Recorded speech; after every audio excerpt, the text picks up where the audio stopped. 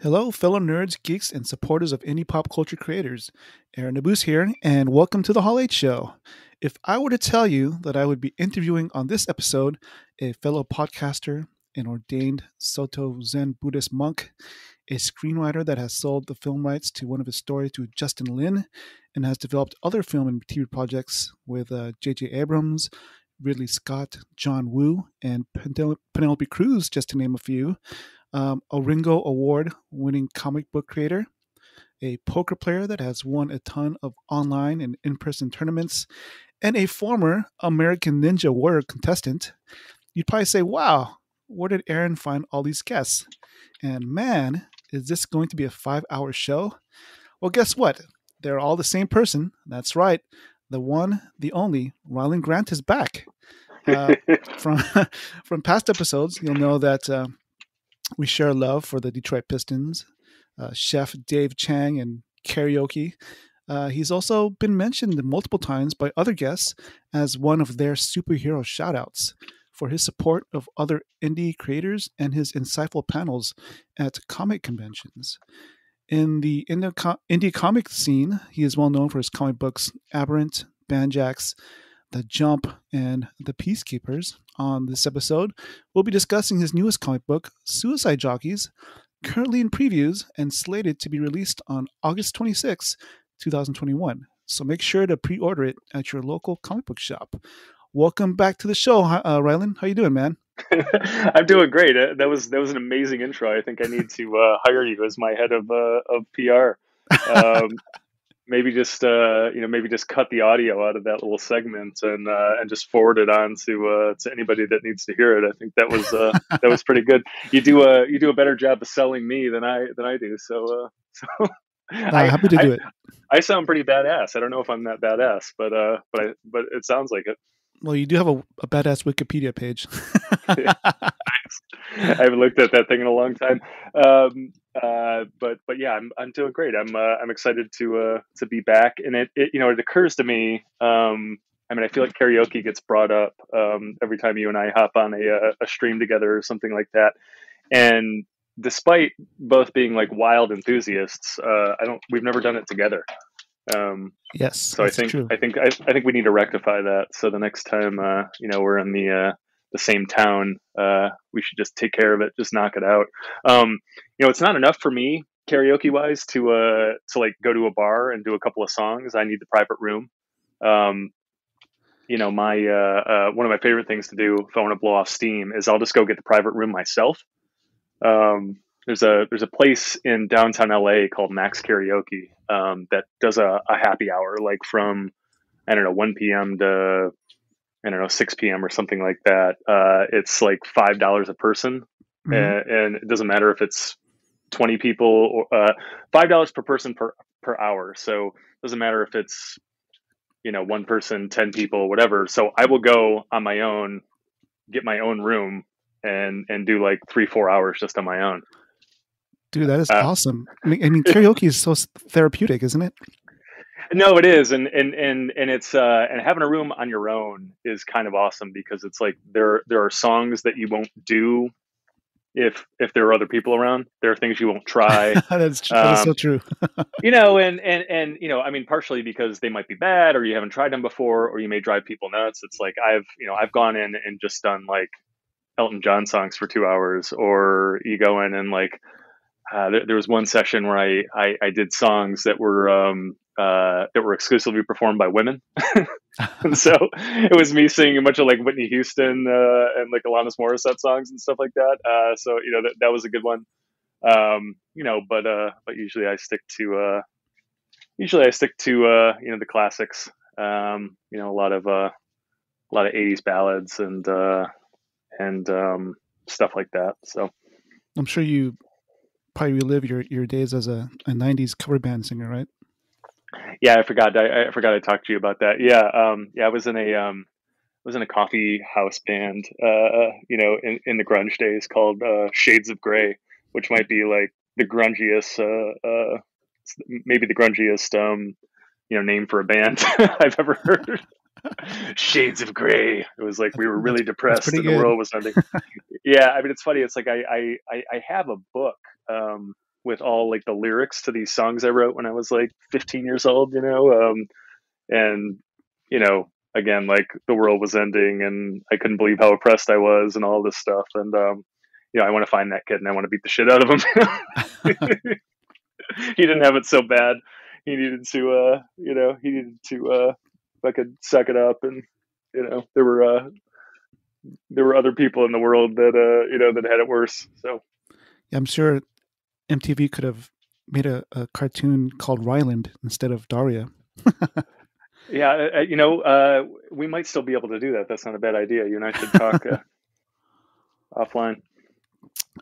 Yeah, I'm no stranger to karaoke rooms. I once, me and a buddy, we both got pretty wasted and we fell asleep in one, and we didn't wake up till 6 o'clock in the morning. Oh wow! So did they charge you for the hours that you They slept? did, the bastard. Nice. Yeah. Well, I mean, I guess you were in a room technically, right? Somebody had to be sitting there attending to you guys. That's funny. Um, wow. I've never fallen asleep in a karaoke room. Yeah. Yeah. I mean, maybe I should do something about that too. All right. Well, we'll see if we can do that when we do it together. It's a good idea. Cool. All right. We can just get into some questions here. I sort of want to talk about, your sort of. I mean, we've talked about your origin story, and we talked a little bit about your writing history and how you became a writer. But I mean, you're a versatile writer, and you have one toe in Hollywood and another in the indie comic scene. Can you sort of talk about how you've been able to find success in both areas? Yeah. I mean, let me try to figure out a way to answer this without making it an hour long discussion because it's a good meaty it's a good meaty question, and I am verbose. Um, Yeah, it's so this thing happened in Hollywood. God, I don't know how long ago it is right now, maybe 10, 12 years ago or something like that. Um, where Hollywood became very IP driven, meaning that everything you see in Hollywood has to be based on something, a book, a movie, a comic book, whatever. And what that meant is that it became really hard to sell original ideas. When I first started writing, I mean, I was just a screenwriter. That's what I was. When I first started writing professionally, and when I first started, it was like you had an idea, you wrote it as a script, and if the script was good, you sold it, or you took it out as a pitch and you sold it. You could sell original ideas no problem as long as they were good, and you had some sort of some sort of heat, some sort of cachet, whatever. But then the financial crisis hit right around time that the writer strike hit in Hollywood, and the studios use that as kind of as an excuse to like remake the way they do business entirely. And so overnight they were making about a third as many movies as they were the day before. And so fewer opportunities, and then this coincides with the IP revolution, where suddenly people aren't interested in original ideas anymore. Everything needs to be based on something. It needs to be proven in some other some other field before Hollywood's going to really kind of put any money down on it. And so I had a few lean years there where I was like, what the hell? This worked before. Why isn't it working now? It should work now. This is a good script. Why isn't it selling? Blah blah blah blah blah. And you can keep doing that. You can ride that bomb all the way into the ground and blow up with it, right? Finally, finally I got a little wise, and at some point I said, well, look, if they want IP, why don't I just give them IP? And so I took this idea that I had been kicking around for a long time, had thought about writing it as a movie, but I knew that I couldn't sell it as a spec or a pitch like I used to be able to. And so I took that idea and I wrote it as a short story. I got that short story published, and then kind of overnight, we had a bidding war on it. um, we had Justin Lin on one side, as you kind of alluded to earlier, coming off of the Fast 6 opening, which at the time, at least it may still be, was the largest summer opening in Universal history. And then we had Brett Ratner and Robert De Niro on the other side. And Tyler Perry made an offer on it, and Wow. and you know, we had a lot of people involved, and so you know, we ended up selling that to Justin Lin in a competitive situation, and my my agents, my managers, kind of thought it was a fluke. It's like, oh well, it's cool that this asteroid hit once. You know, now let's think about the next spec. And I'm like, this wasn't a fluke. Like this is like the new state of the business. And so to prove them wrong, I kind of did the same thing with short stories. I don't know, 6 or 7 more times. You know, in the ensuing years, and you know, in fact, I was telling you off mic that I just sold this TV series to Lionsgate with David Diggs attached, who is one of the stars of Hamilton. He won a Grammy and a Tony for Hamilton, and he's the lead in the Snowpiercer TV series. And so David's attached with his partner Rafael Casal, who is one of the original Def Jam poets. They're doing this blind spotting TV series on Stars right now, and so kind of with them sold this this bigger budget kind of actiony follow up that's kind of a big heist joint, but you know, really awesome.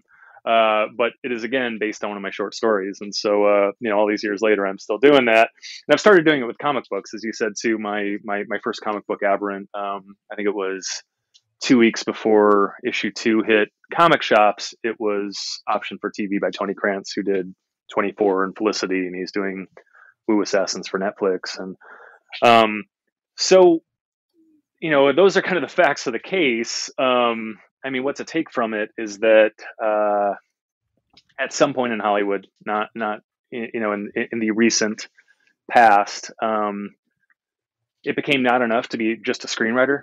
If I had stuck to my guns and said I'm a screenwriter, I'm only writing screenplays, I would not be writing now at all. I would be, you know, it would be, I don't know where I'd be, fucking in Alaska, like living in a cabin, like, you know, doing God knows what. I don't know, maybe hunting for meteors in Antarctica or something like that. That actually doesn't sound too bad, but but anyway, you know, but I mean, how I survived was I became not just a screenwriter, I became a writer. You know, I mean, I'm a storyteller first and foremost, and the you know, opportunity just kind of dictates the medium. You know, so I have stories to tell, and I will find a way to tell them no matter what. So if there's an opportunity in short fiction, if there's a novel opportunity, if there's an opportunity in comic books, you know, I will find a way to tell the right story in that medium, and and thankfully I've had a lot of kind of Hollywood success because of that. Also, so yeah, that's how it's gone. I mean, if the one piece of advice that I have for anybody trying to get into to Hollywood, trying to become a screenwriter or whatever, is like, well, it's not enough just to be a screenwriter. Like, be a writer. You know, create your own IP. Just keep telling stories. You know, that creating a reputation, creating some heat in another business like comics, really translates nicely into Hollywood heat. Also, my podcasting partner David Avalone tells a story on the podcast a lot about how this guy worked professionally in various capacities in film for 25 plus years. I mean, he's like, he was a professional editor for a long time. He's directed a lot of, like, he was Andy Sedaris's right hand man for years. He directed like Don the Dragon Wilson specials. He like, oh, wow. I mean, like this guy has done a ton of stuff. You look at his IMDb and it's just tons of credits, and there's tons of stuff that he isn't credited on. But so after like 25 years of like meaningful experience working on real productions and with real actors and all of this stuff, Avalone could not for the life of him get any love from a studio in terms of writing projects and stuff like that. At some point, he pivots. He starts writing comic books, and just after doing a few titles for Dynamite, he writes Elvira. He writes Betty Page and a couple other things. After a few years of doing that, suddenly Hollywood looks at him with these new eyes. It was just announced that they're doing like a big Red Sonja movie. Mm-hmm. And when they decided to do the Red Sonja movie, Avallone is the guy that they brought in to kind of shepherd the project. I mean, he's not full on writing it, but he is shepherding the development of it. And again, this was a job that like he, 5 years ago, he would not have been able to get to save his life. Now he's written a couple of comic books, and they're like, oh, well, we need this guy because he is a pseudonym in comics, and he can write. And so this is the guy we need. And so without comics, without kind of pivoting, without diversifying his bonds, Avallone would never have had this job. And so yeah, that's how and why. I mean, that's kind of the nuts and bolts of it. That's the like I'm trying to survive and save my own ass version of it. That's the I'm following opportunity version of it. But the more meaty stuff and the stuff that I think you're after is that like, I mean, comics are just awesome. Maybe I've talked about this on your show before, but it's like there is an opportunity there, like in no other medium, to tell a really meaningful and interesting story.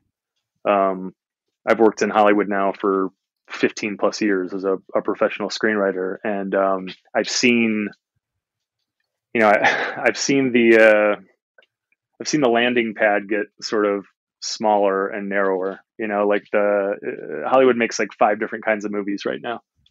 What you can fit everything on a postage stamp, basically. Like they want you to write those movies a certain way, right? There's not much freedom in it. And I got really good at writing those movies. I mean, they bought my house. There's a reason why I've stayed, active for 15 plus years, but like, it was probably after about 12 years of it. And I hate to be the guy who like is complaining about getting paid to write movies and TV, but, it got tired, and more than that, like my work got stale. It was not good. And I had this kind of career existential crisis where I'm like, well, am I doing good work anymore? Is this fulfilling anymore? I mean, it's like, this was my dream, but I'm hating it. So either I need to change something drastically right now, or I need to do something else. And so comics kind of saved my life. It was right around that time that I started making comics, and the beauty of comics is like you can do anything and any way you want to do it, as long as it's good. As long as it's good, you'll find an audience, right? Mm-hmm. And so when I got into comics, I made this deal with myself that I was never going to tell a straightforward story. I was going to, just play with all the tools in the bag. I was going to mess with structure and time and experimental elements and unreliable narrators. I was just going to shoot for the moon with all this stuff, swing for the fences. And I've done some wacky shit in comics, and I think it's come off pretty well. Issue 2 of Banjax. It takes place from the point of view of a man who hasn't slept in 7 days, and it's literally driving him mad. And so everything you see it's seen through his eyes. It is filtered through that madness, right? And so you don't know what's real and what isn't at the end, and you're never given any answers. You're left in the end to like determine what actually happened. I mean, that book in general is a dual protagonist thing. It's a two-hander. So it's kind of a Batman and Robin story. Batman kind of goes crazy, and Robin has to go and bring him back in. But the odd issues are told from the Batman's point of view, and the even issues are told from the Robin's point of view. And they're telling the same story, but you're getting a very different take on what happened every time. And again, you're given no answers. You're left to determine, okay, well, what is the truth of this situation, right? Mm-hmm. And it's cool, and I was not being allowed to do anything like that in movies, and it was really liberating, and it really kind of brought me back to life, and it saved me creatively. And then the irony of it all I mean, I told you I just set up this TV series, and so I was hired to write this thing, and it's a heist movie. I mean, it's a heist project. It's a TV show now. It was originally a movie, but um, ended up becoming a mini series after that. But it's a heist thing, and I've written a dozen heist movies in my in my career, um, and you walk into any production company in Hollywood and they have two heist movies in development, and they're all the same, and they're all plain Jane, and that's why none of them ever get made, right? And so I could have written that standard heist movie. I could have phoned it in. I've done it before. And I was sitting there and I'm staring at the screen and they're paying me money to do this. And I'm like, well, why? Like, why? What is the point of this? I'm not going to enjoy it. They're not going to like it. And finally, I was just like, look, all this stuff that I'm doing in comics that I love and that people seem to be really responding to. What if I did all of that here? All of these toys I'm playing with, let me just play with them in this arena also. And so I didn't tell anybody about it. Didn't tell them I was going to do it. And I just went crazy with this thing, and poured all that stuff into it. And I sent it off to the producers, these actors we're working with, and it took them longer to kind of read it and process it than usual. And so I was a little bit scared. and we have our notes call, and everybody gets on the line, and everybody's kind of quiet, and there are too many people on the call, and I have no idea. And finally, they're like, we read it. Long pause. And they're like, and we fucking love it.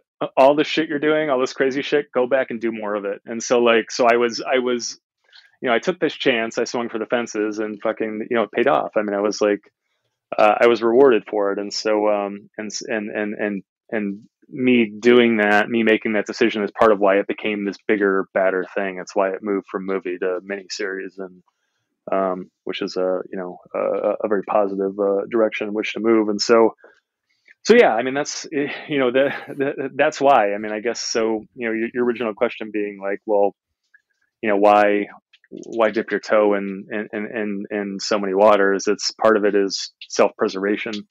Part of it is like, well, it's what keeps me sane. It's what keeps me working. It's what. So yeah. And as I mentioned in the beginning, you've been mentioned as a superhero shout out and by numerous people who've been on the show. Why is it important for you to sort of, help other comic book creators, especially one person I can think of is Omar Mora. He was on he attended one of your panels, and then he ended up taking what he learned and making his own comic book.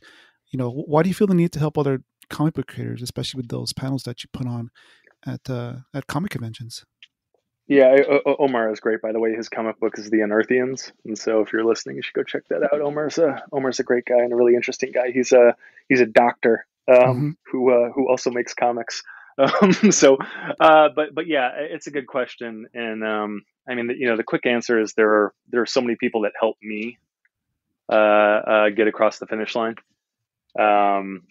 at key moments, and I feel an obligation to pay it forward. Doing this is so hard. It takes a village. Without help, you're kind of doomed to failure. And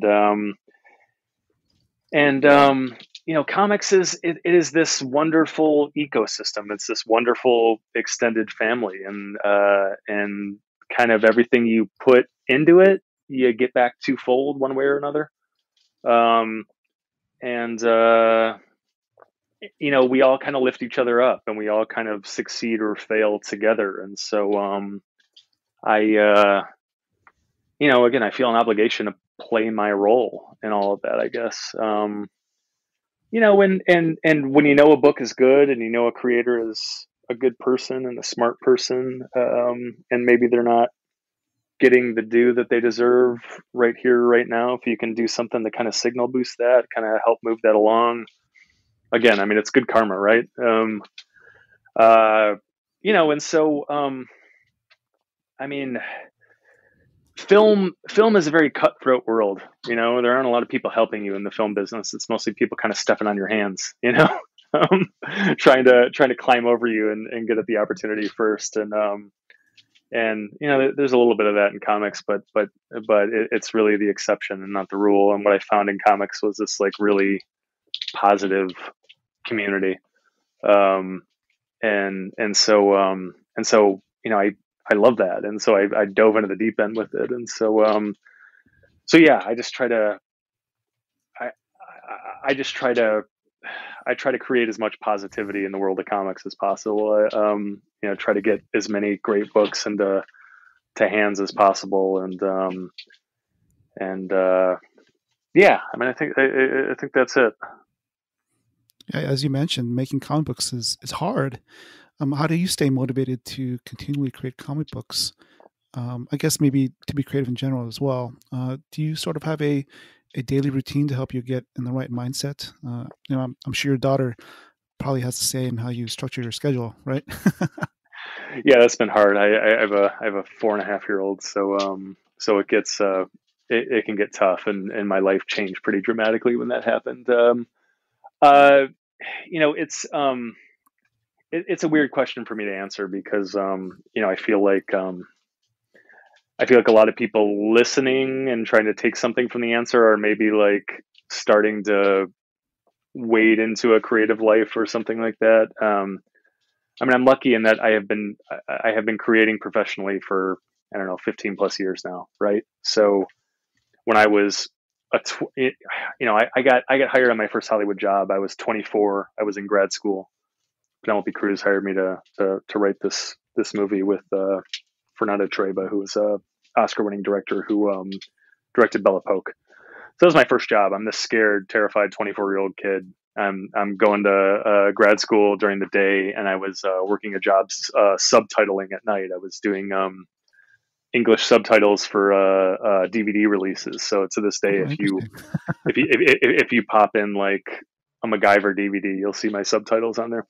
Um, so kind of awesome. It was like a lot. I've done some Seinfeld. I've done fucking Night Court. I've done Fresh Prince of Bel Air. Like just a bunch of kind of awesome shit like that. But uh, anyway, so suddenly I go from kind of being this kind of part-time creator to like, well, okay, this is what you're doing full time. I haven't had to do anything but write professionally since then.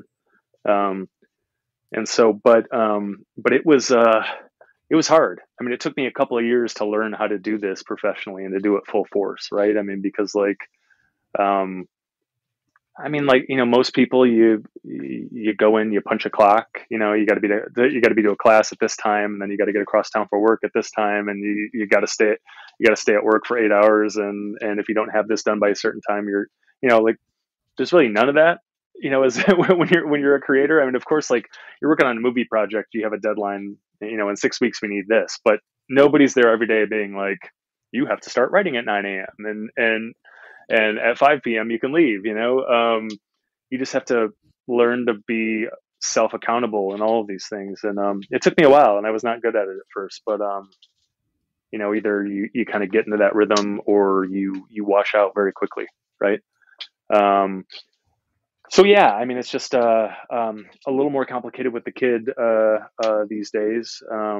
I wake up crazy early with her. I'm up at like 6 a.m. with my 4.5 year old, and I hang out with her, and we have some fun in the morning, and then I get her off to school, and then I have from I don't know about I have from like 9:30 a.m. until 5 p.m. to kind of jam in, I don't know, 12 hours worth of work or something. and so it's phone calls, it's emails, it's proofing pages, it's getting script pages done, taking notes calls, all that stuff. And so I just have like, I have more than I can deal with every day. And so it's just a big shit pile, and I just climb up on top of it every day and start shoveling. And if you don't shovel every day, then, again, like all the works get gummed up. So so so I'm motivated by like fear and by all of these things, like I need to pay my mortgage and keep food on the table and all of that stuff. So again, that's kind of the nuts and bolts answer, but the more like spiritual philosophical answer is this is this is therapy for me. I mean, when I'm creating, all my books are about me in a way, even if I'm writing a fucking heist film or a superhero film, and it's usually about me getting some of my demons in a room and kicking the crap out of them for a while. Mm-hmm. This is soul food. I think I'd be kind of miserable doing anything else, but I get to I get to make up stories for a living, and so that keeps you pretty motivated. I mean, it's like, I guess motivation is not that big a problem for me. I mean, I think the problem for me is like this. There's this fear that I'll have stories left in me when I die. Like I feel like I have a certain number of stories I need to get out of me before I leave this, before I shed this mortal coil, right? And so I'm trying to get them all out into the world before that happens, I guess. And so that is an intensely motivating factor. Yeah. I'm curious, what would the grad school version of yourself think about your current career? God, that is an interesting question because it's uh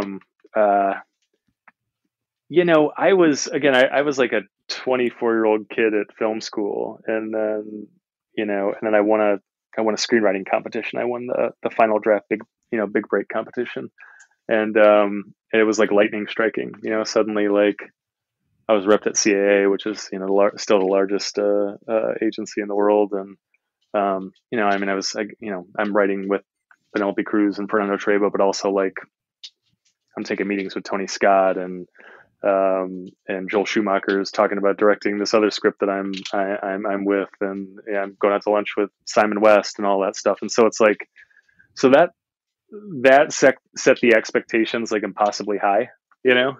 Um, so it's like, so at 24, I mean, I thought I was going to be running this fucking town, um, and uh, and there are very few people that get to do that. You know what I'm saying? That kind of reach that like stratosphere of this business. Um, and it looked for a minute that I was headed there. So odd as it might be, my 24-year-old self would have probably looked at where I'm at now with some disappointment. Like, oh, you only did that, which sounds absurd. I mean, all that said, I mean, if you go back further, like if my 18-year-old self like saw where I'm at now, that I get paid to make comic books and write movies and TV shows, and I mean, have a movie coming out in October, another one shooting in the spring. I have a TV show that should be on the air here like pretty soon, and these comic books out that people like, and I get to go and talk to people on podcasts like this, and I mean, that's pretty absurd. So my 18-year-old self would kind of be shocked and awed, I think. So I think that's kind of cool, particularly because I mean, I grew up in a fucking housing project in Detroit. I was a dirtbag fucking kid, and all signs pointed to me like, you know, just living and dying 5 minutes away from where I was born, and driving a tow truck my whole life or something like that. Not that there's anything wrong with that, but like, it was not what I wanted. I had these other things I needed to do, and but the odds were kind of against me kicking my way out and being able to do them. So the fact that I did that, I think is pretty exceptional, and it's like it's good to remind yourself of that also, because it's like you can start to take this shit for granted, right? Mm-hmm. And I think that's kind of the worst thing you can do is like, I don't know, I'm really lucky, and a lot of people kind of helped me get here. And so like, if I don't acknowledge that I'm lucky and that I'm standing on the shoulders of like great helpful people, then I think it does a disservice to all of that, you know. So Mm-hmm.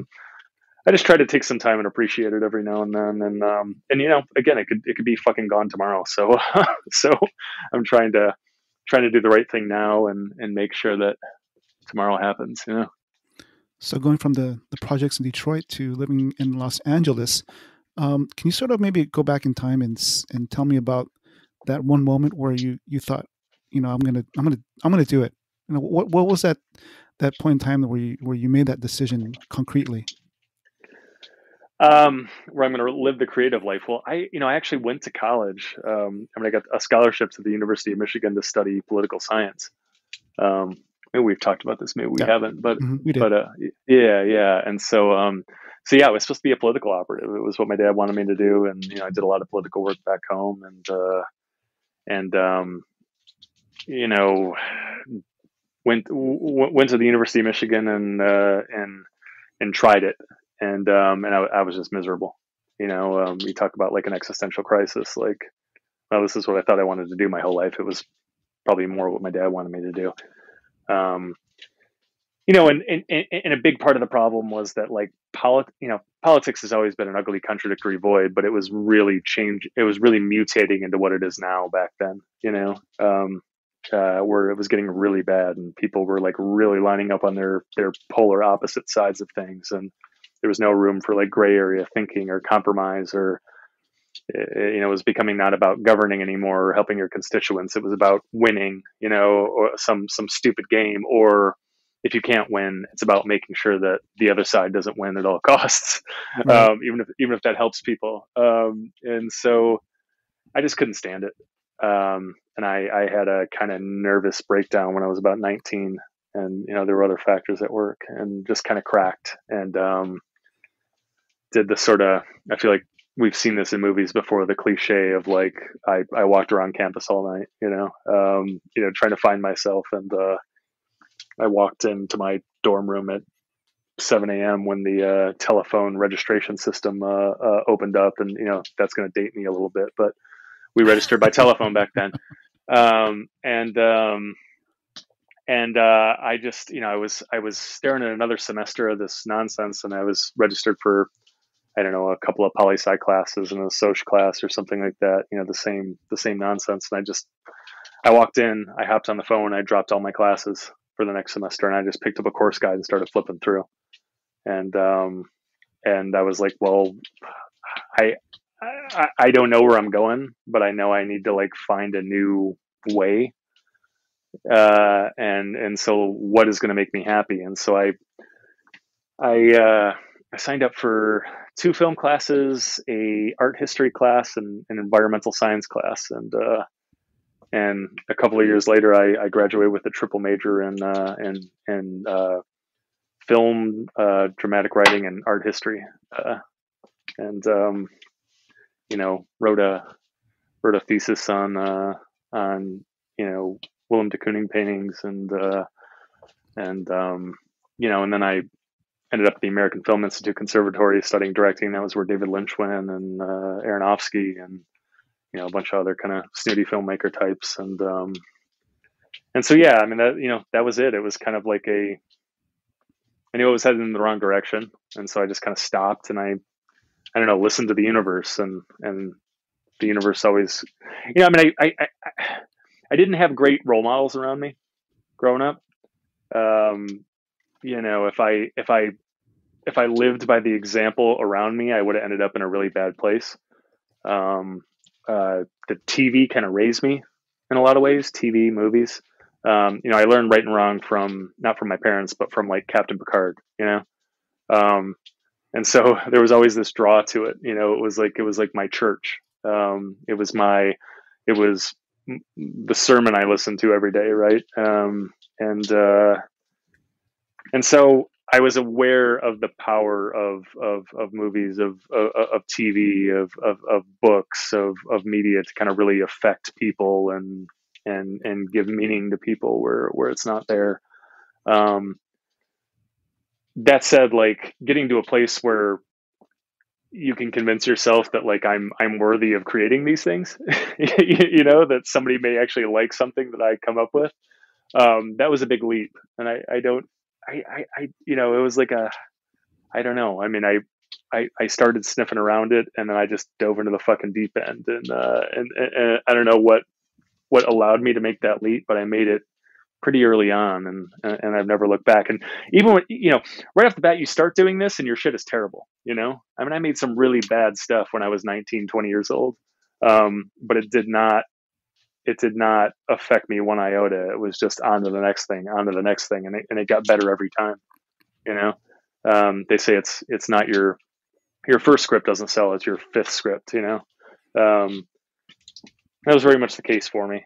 And so yeah, it was almost like, I don't know what it was, man. It was, you know, someone or something kind of stepped in and said, no, go this way. And I listened, you know. I mean, I feel like that happens in life, right? And I think too often we don't listen.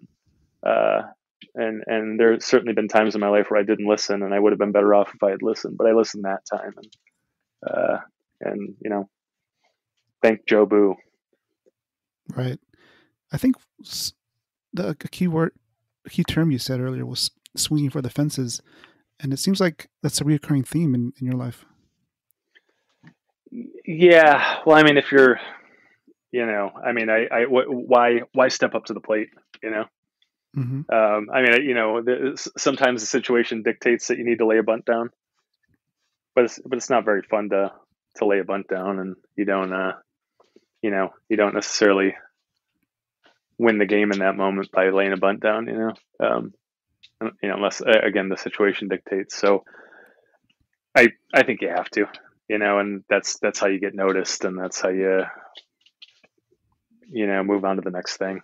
Yeah. Well, I don't think your past comic books have been bunts by any stretch of the imagination. So your next comic book, Suicide Jockeys, you know, I'm expecting this to be a home run. So why don't you tell us about that? First of all, I mean, the genre is Tokusatsu. It sort of sounds like tonkatsu, which is a Japanese breaded deep fried pork cutlet dish that I love to eat. Yeah, I love it. What will I love about your take on Tokusatsu, and why did you decide to tackle this genre? Yeah, I mean, this is a fun one. Yeah, so Tokusatsu, for the uninitiated, it is the Japanese sci-fi genre that includes you know, properties like Power Rangers and Voltron and Ultraman, and then it also includes kaiju fare like Godzilla monsters, you know, that sort of thing. So I've been a fan of the genre for a long time, and and our sort of take on it is, you know, we don't think that, you know, Tokusatsu has its fans in the States, but it is like, you know, it is niche. You know, it's kind of like it has a cult following. We don't feel like it really gets its due. And so the idea was to do Tokusatsu here for like the enthusiastic American action movie fan, right? And so what, in a nutshell, what we pitch our book as is it's kind of Voltron meets Fast and the Furious, right? Um, and so and so how do we get there is the key question. As you said before, I'm an ordained Soto Zen Buddhist monk, and you know, it would probably take 5 hours on this thing to fully explain the whys and whats of that. I'll just count on your audience to accept that and move on. But I've been involved. Soto Zen is a Japanese tradition, and so I've been involved in Japanese Zen for, I don't know, 20 years now.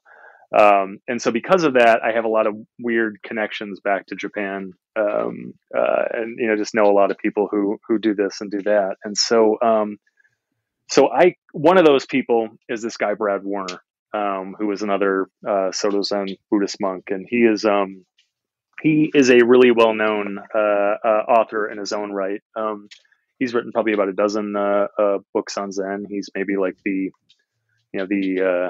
foremost kind of American author on Zen right now. His best known book is this book called Hardcore Zen, which is you know, I don't know, kind of the American Zennies like technical manual. I highly recommend it. You should go check it out. Available at fine bookshops everywhere, and on Amazon.com. But yeah, so Brad is great. But so Brad was this he was this punk rocker who kind of got fed up with life here. His story isn't dissimilar to mine, where he was living in Akron and kind of, I don't know, like life called when he listened, and he dropped everything at one point, and he went over to Japan primarily to make monster movies.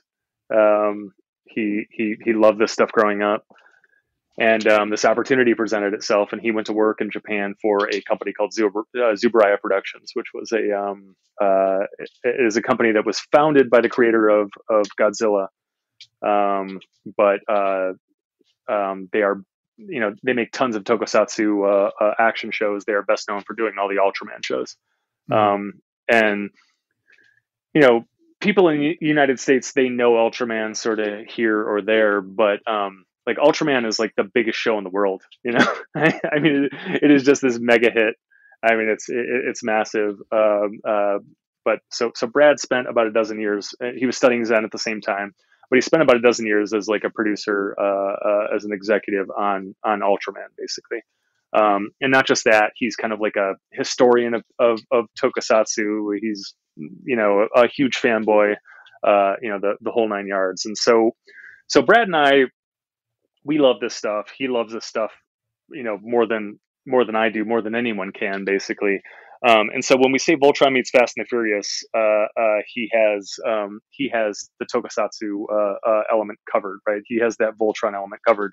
You talk about the American action movie audience. That is my forte. I have for about 15 years been paid to write big poppy action movies in Hollywood for folks like Ridley Scott, JJ Abrams, Justin Lin, F. Gary Gray, Luc Besson, John Woo.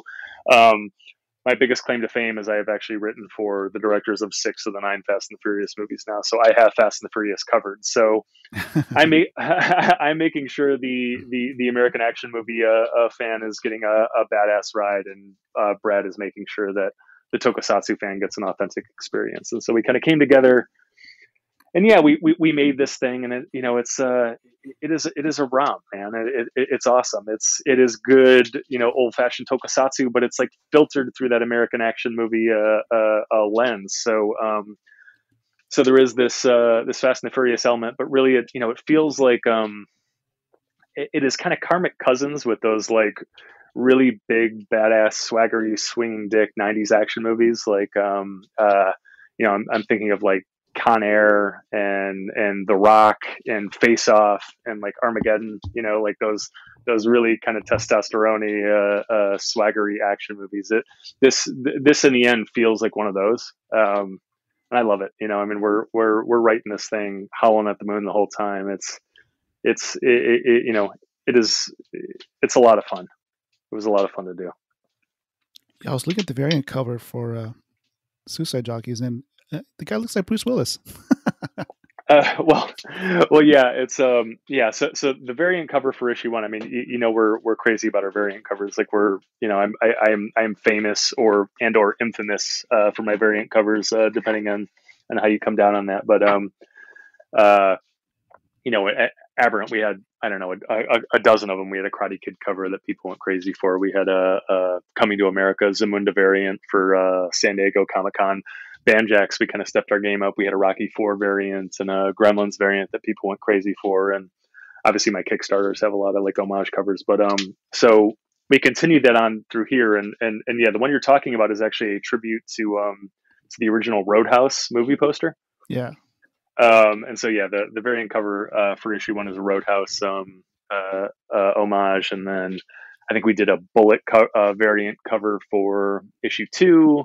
Issue 3 is a Top Gun cover, which is awesome. It's actually our second Top Gun cover because I did a Playing with the Boys volleyball variant for Aberrant. Nice. That's right. Suicide Jockeys is about a bunch of guys climbing into like armored tanks and planes and kicking ass, and so this is more of a on the nose, Top Gun flyboy variant. And then then issue 4 is actually kind of it's a Mr. T cereal variant, um, which probably requires more explanation, but I'm just gonna leave it there. But we had a lot of fun with the variants this time. But yeah, yeah, you hit it right on the head. I mean, Bruce Willis was definitely I mean, one of the first things I do, I treat all of my books like little movies that I'm producing. In fact, I usually give myself a writer director credit, which pisses some comic people off, but they can go fuck themselves. Um, but each one is kind of it's a little film I'm directing, and so the first thing I usually do is cast the book, and it's more to kind of give to give the artist some inspiration. And so Bruce Willis was definitely the inspiration for our lead character, Denver. And a lot of it was, so this is we kind of tell this story on in there are two different timelines. There's this catastrophic event that happened 10 years ago, and then there's what's happening now, them trying to kind of clean it up to fix it. And so Bruce Willis has had like two really distinct looks in his life, right? There was kind of the young, handsome, full head of hair Bruce Willis that you saw in Moonlighting, and that's kind of our young Denver kind of looks like that, almost like a pretty boy. Nice. And then there's the older latter day Bruce Willis who again has a shaped head and is like a little grizzled, a little wrinkled, and it's two different kinds of handsome and like two different attitudes and stuff like that. And so there were a lot of those conversations. I think Davi Leon Diaz, who is the guy who drew Aberrant and he drew the Peacekeepers for me, and he's drawn the art on this. He took the Bruce Willis inspiration less literally than did some of the variant cover artists who like weren't working on the book for so long. You know what I'm saying? So like Fabio Alves, who actually was nominated for a Ringo Award for best cover artist for Banjax, he did kind of the primary variants on Suicide Jockeys, and he's kind of coming in, he's pinch hitting, and when you tell him Bruce Willis, he fucking draws Bruce Willis. There are a couple of times where I had to be like, hey, can we make it look a little less like Bruce Willis? But he still looks like Bruce Willis. But anyway, Bruce Willis is awesome. So fucking. So on the original cover, there's are those monks as well? The Zen monks? Yeah, there are definitely Zen monks. Give me 1 second. Yeah, so that's the in issue 1, this is kind of a time travel play, right? And so they are the team, the Suicide Jockeys. It is this kind of like drunken, swaggery, crew, Voltron-like crew of tank and aircraft pilots that kind of, fight monsters and anything else that kind of ails the earth. They are sort of locking horns with this kind of billionaire supervillain who climbs into who has invented this time travel device. She climbs into a mecha and travels back to the time of Dogen. Dogen is like a historic Zen master, so 1230 AD. And so there was this big fight between a mecha and the Suicide Jockeys, and their tanks and their aircraft, and they destroy a Zen monastery in Japan in the 1200s. and so on the first cover, you are seeing like Zen monks running for their lives and a monastery being trashed. So a lot of fun, a lot of craziness in this, and what you're kind of getting at is that they Brad and I are both ordained Soto Zen Buddhist monks. Brad's day job is actually teaching Zen and writing books about Zen. And so there's a way to look at it where we are teaching Zen with this book. And that is maybe a little much, because we're not proselytizing. You can't really with Zen. Zen is, we sit and stare at a wall. We meditate. That's all we do. But the other thing we do is, Zen is really about kind of wrestling with like life's big hairy existential questions. Who am I? Why am I here? What is the universe? What is the concept of time? All of these things. And so we're doing the same thing with Suicide Jockeys, but we're doing it in a just kind of big, fun, heightened way, right? And so, yeah, this is poppy fun, and it's tokusatsu, and it's action movies, but like there's some real weight to this thing in a really interesting way. Like I think with all of my books, I've really kind of strived to have a balance like that, where you're getting big poppy fun, but this is also about something. This is about like real life struggle. This is a Boogie Nights like examination of a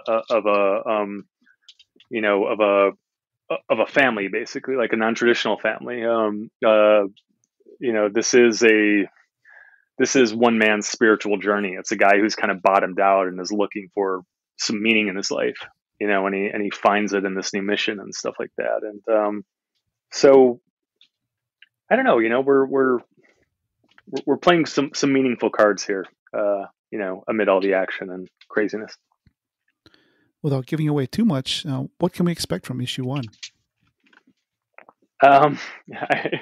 Issue 1 is just a bat out of hell ride. Again, if you like those movies, if you love the Fast and the Furious, if you love Face Off and Con Air, and you love these big, bad, swaggery action movies, you're gonna have a lot of fun.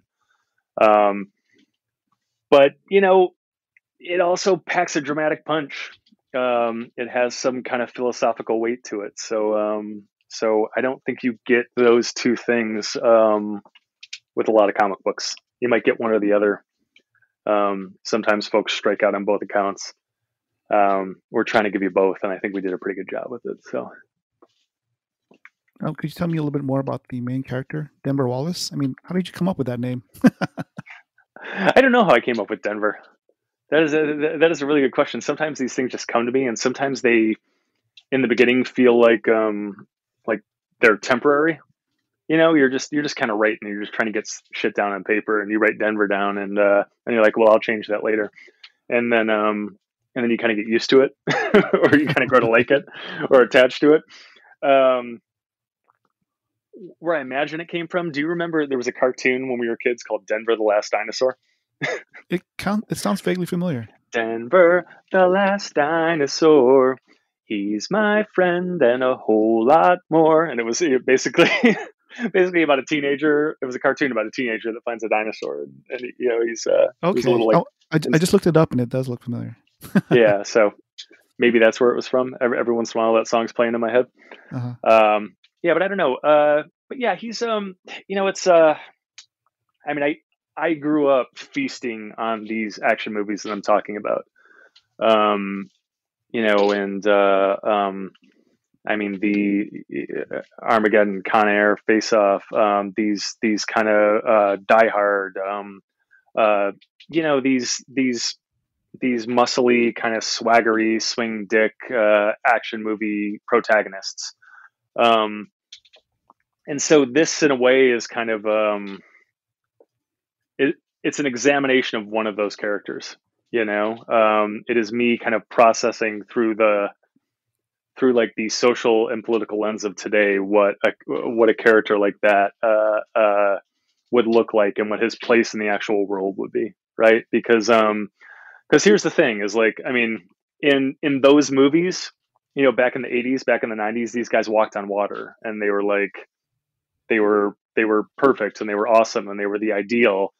I think that person is kind of anachronistic right now. They don't really fit into today's kind of socially conscious society.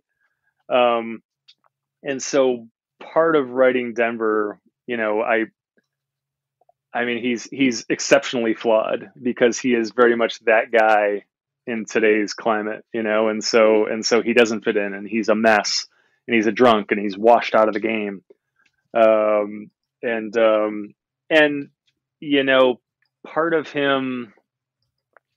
Part of him refining himself is like recalibrating, all of his instruments. He has to adjust to existing today. and what the right thing to do is and all of that stuff. And I think that's fun to watch. This kind of '90s guy, kind of finally sort of coming into his own now. But more than anything, again, he is kind of the father figure of this kind of non-traditional family, and you see how much he cares for his family, as flawed as he is, how much he cares for these people, and really the issue one is. Again, issue one is it takes place kind of on two planes. There's this mission that happened 10 years ago. The Suicide Jockeys were the biggest, baddest monster fighting team in the game. They were huge heroes for years. They stood between the earth and whatever tried to harm it. 10 years ago, this mission goes catastrophically wrong, and basically the mother figure of the family is lost, and the team fractures, splits, hopelessly damaged. They all kind of go to their separate corners of the earth, and they're never going to talk to each other again. Well, 10 years later, in the present, the sort of inciting incident of issue one is this scientist kind of walks out of the shadows and says, look, I think there's a chance to kind of right that wrong 10 years ago. Like we can, this mother figure that's lost, I think we can find her and bring her back. And so Denver has to kind of like slap his fractured team back together, bring his family back together, and kind of like mend all of these old wounds and re-legislate all of these old problems. And they have to kind of, get back on the horse and go and bring mama home, and so again, this guy is incredibly flawed, and he is kind of like drunkenly tripping through a lot of this stuff, but it is all motivated by a love for his family and a love for this woman who he lost years ago. And so you kind of can't help but come along on the ride with him and to feel for him. And even when he's doing something that's awful, that it's coming from a place of love or a place of great pain and all of these things. And I think that, I think that that's affecting. Mm-hmm. I'm looking forward to reading issue one. How many issues have you plotted out? Well, we are this first season, this first series, this first trade is a 4-issue arc, and so it's the trick with comics right now. If you're out there, if you're a creator listening to this and kind of wondering what you should be pitching, my take and the people I roll with, their take is these 4-issue arcs are a really good way to go. A publisher isn't going to want to, sign on to your project if you're like, well, it's a 20-issue arc and blah, blah, blah, blah, blah. That's too much. It's too much of a commitment. But you still want to give them some meat. So it's like these 4-issue arcs are nice. I mean, the idea is to do a good 4-issue story. You give them a single trade that works as its own kind of contained story, but what you're doing is you're setting up characters, you're setting up a world that will support like 100 4-issue arcs, right? And it's kind of what I did with Banjax. It's sort of what I did with Aberrant, but those were 5-issue arcs. I did 2 of them. I think the person who's doing it best right now is David Boer and Drew Zucker, who do Kanto. They're on, I think, their 3rd 4-issue arc right now. And they're these, each one is kind of its own story, but it's the same characters, it's the same world, and you certainly get something out of having read them all, but you don't necessarily need to read one to understand the other and all of these things. And I think what they're doing is kind of masterful over there, and the success of that book certainly supports that statement. So yeah, 4 issues, and if depending on how it lands, like, we have more in the chamber. So nice. You've published the comics through Action Lab and also independently through your own company, Half Evil Comics. Why did you decide to go through SourcePoint for Suicide Jockeys? Yeah, I mean, SourcePoint is a great company. Just first of all, we've been circling each other for a while.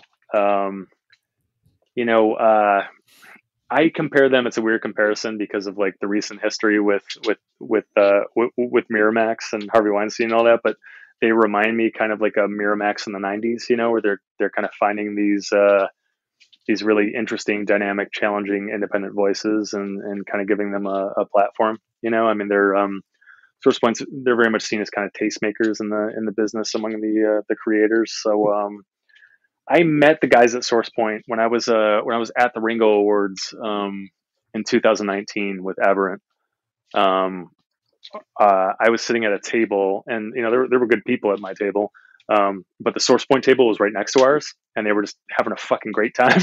I mean, they were just fucking bonkers. They were. I was like, I want to be at that table. Those guys were awesome.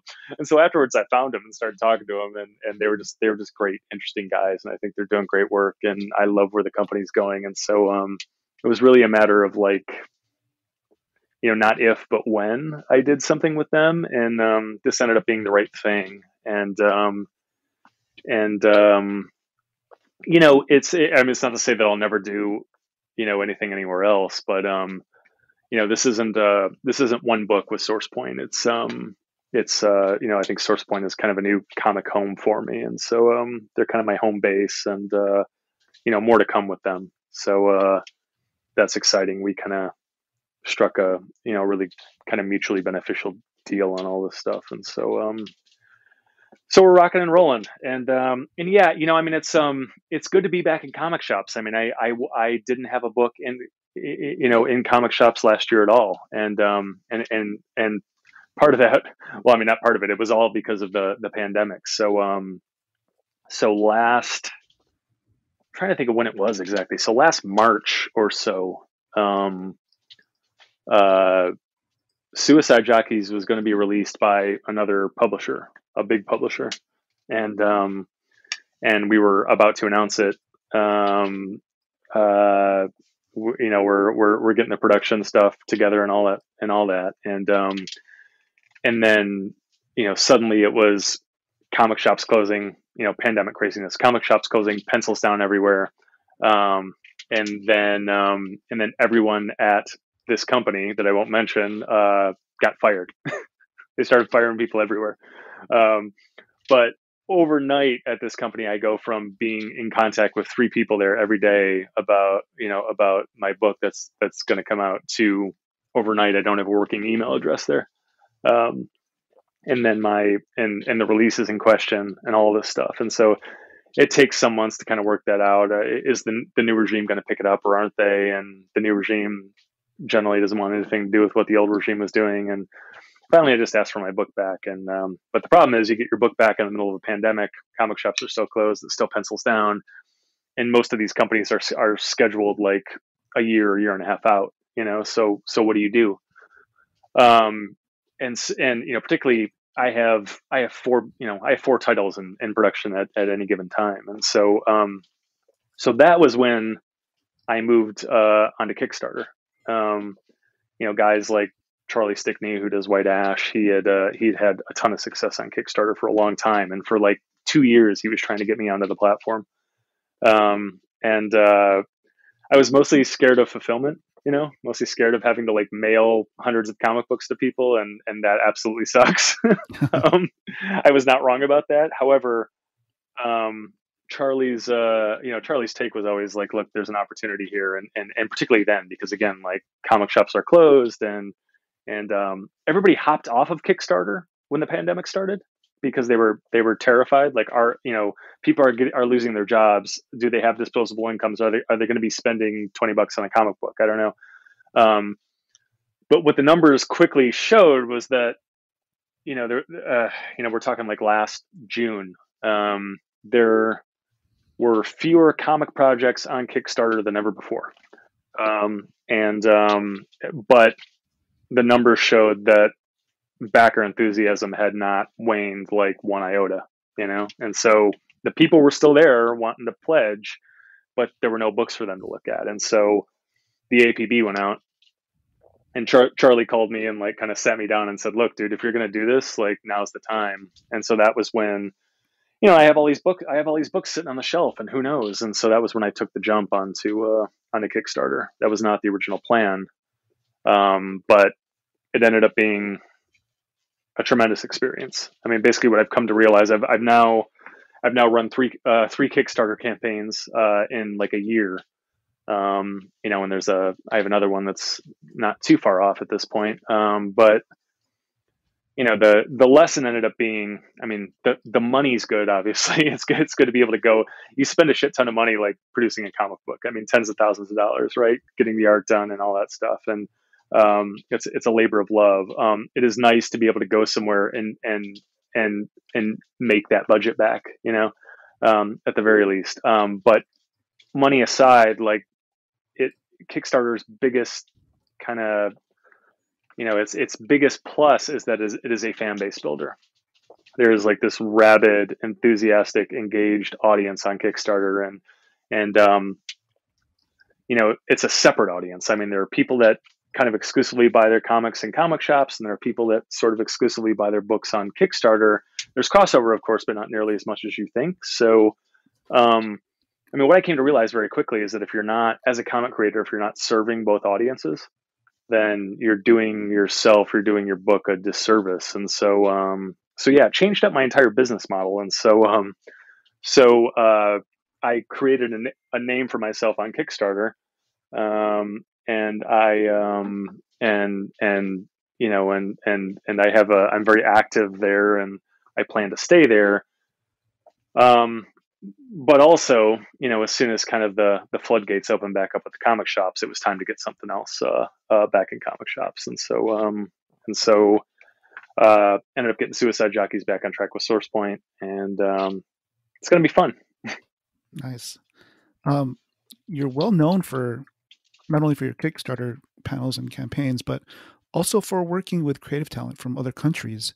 For this book, did you look for your creative team on other planets? On other planets? I mean, that's a really good idea. No, you know, I mean, I kind of, that's a really good question. No, the creative team here is, I mean, you've seen these guys before, if you're a Rylend Grant fan, Davi Leon Diaz, Awan Joko Triono, on colors, and HDE on letters. And so, and so, yeah, those guys did Aberrant for me. They did Peacekeepers for me. And so, you know, when you have an art team that works well together and they do good quality work and they do it quickly and you know, you can count on them, you just try to keep them working, you know? And so I tend to just kind of move them from one project and onto the next. You know, and the books they've done for me, they've sold well. They've won Ringo Awards. So yeah, I didn't have to look too far for these guys. But if there are artists from other planets listening, give me a call. But yeah, I mean, to better answer your question, Davi is from Brazil. Awan is from Indonesia. And HDE is in the UK. And so Davi is trying to learn English, and he sends me messages from time to time where he's speaking really good. I certainly don't speak Portuguese, so his English is much better than my Portuguese. Awan probably speaks 4 languages. English is not one of them.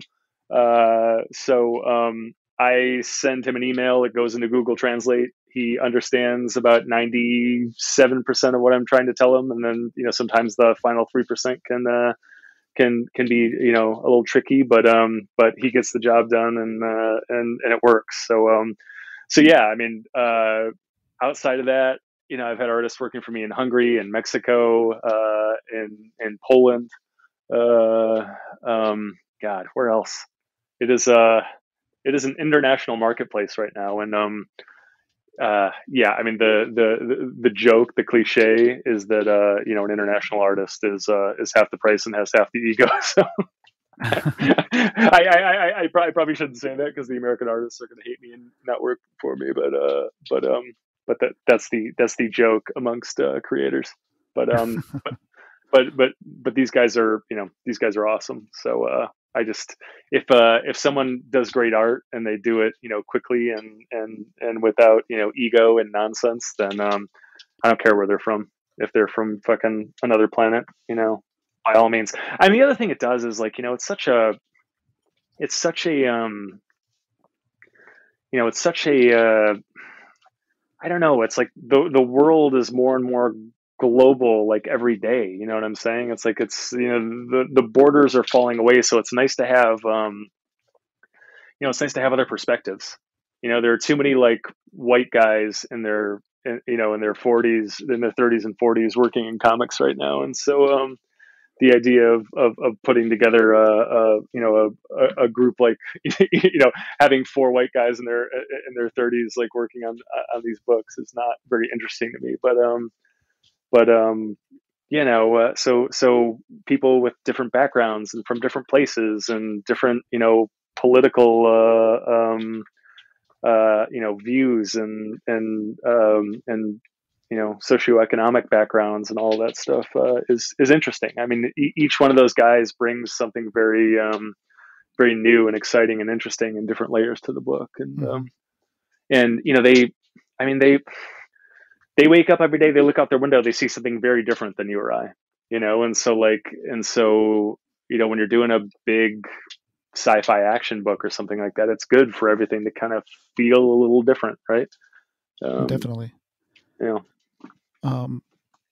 Now, do you have any recommended Tokusatsu genre books, TV shows, or movies for our audience to eat as an appetizer before they devour your comic book? Yeah, I mean, it's certainly we watched a lot of old Ultraman stuff, and they've done some bonkers. I forget the name of the episode, and Brett will probably kill me, but there's there's an entire story arc where I think there are 5 Ultramans and they all end up like crucified on crosses. Oh my gosh! Ultraman's done some crazy shit over the years. I mean, a lot of that stuff ends up being it's hokey, and it's and so I grew up devouring the Voltron cartoon, which I thought was awesome. I like I would say like a karmic cousin to this is a Charles Band movie called Robot Jocks.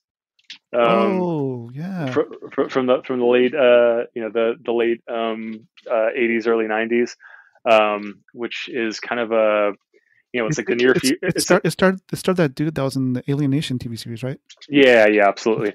And it's and so the plot there is it's the near future. It's after a nuclear war, after like World War III, and we've destroyed a lot of the Earth. So war is now outlawed, and disputes between countries are now settled, like in an arena. Guys climb into like giant robots, and they and they duke it out. One guy's fighting for the Russian Federation, one guy's fighting for America or whatever, and whoever wins the robot battle ends up winning the mineral rights or whatever. And so that was an influence there. I mean, I saw that when I was a kid, and I fell in love with it, and I wore the VHS tape out. So that's a good one. And I say go back and just like feast on those late 80s, early 90s action movies. I think Face Off is always an amazing rewatch. Con Air is always an amazing rewatch. The Rock, Armageddon. It is a different. I feel like all 4 of those movies take place in like the same universe, and it is like a wonderful, swaggery swing dick universe that I want to live in for a while.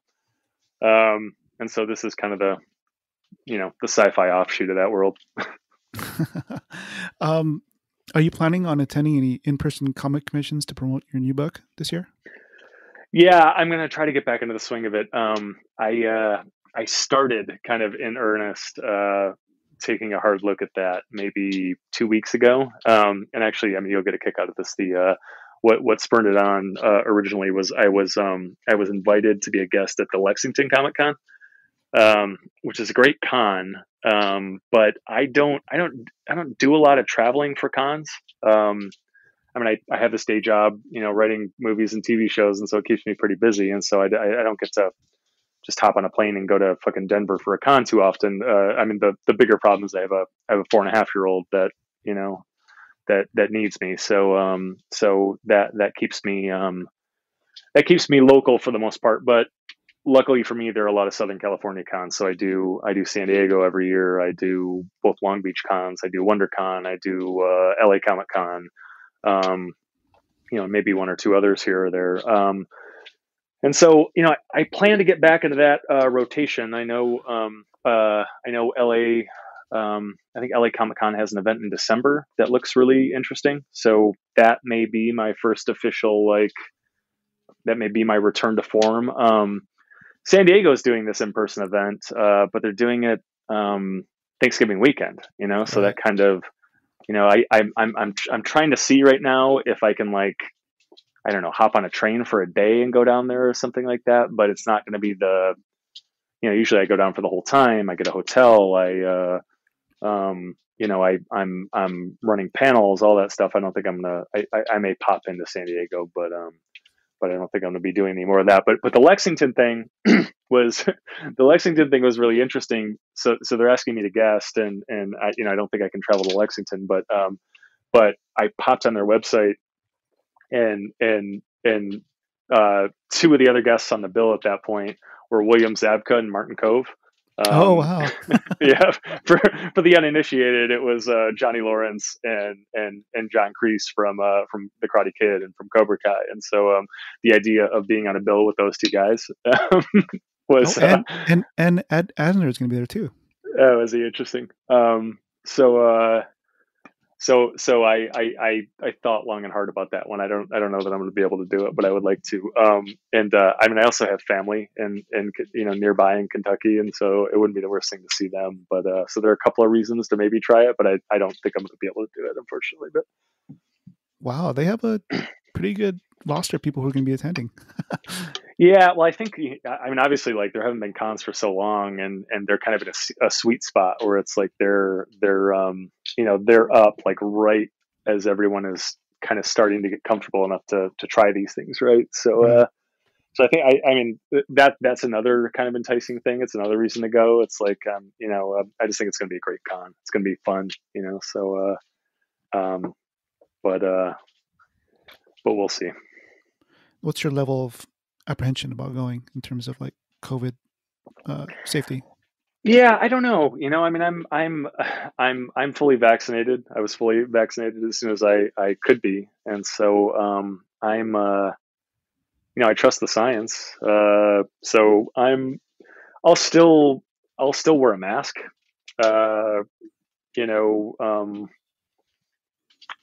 Partially because of who knows, the unknown, that sort of thing, but also to keep other people comfortable. I think there's a social obligation, right? Right. Even when I'm walking around my neighborhood here in LA, I'm still wearing a mask and all that stuff. But